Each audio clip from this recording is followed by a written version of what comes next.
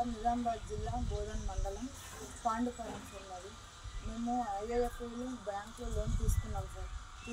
దాంట్లో సగంకి సగం వాళ్ళే తీసుకుని బ్యాంకు నుంచి 30,000 తీసుకుండు, తిమ్మప్ప 50,000 తీసుకుండు.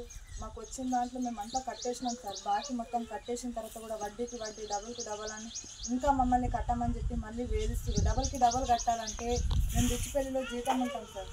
రిచ్చిపల్లిలో మాకు 8,000 జీతం వస్తే దాంట్లో మేము ఏం తినాలా, ఏం కట్టాలా? ఇంకా మరి కట్టమనంటే మేము కట్టమని చెప్పేసినాం డైరెక్ట్. మరి ఇది ఇల్లుకి వచ్చి మేము వేసిన తాళానికి మళ్ళీ వచ్చి ఇల్లు తాళాలు వదలగొట్టి అక్కడ సీల్ చేసారు, ఇక్కడ సీల్ చేసారు.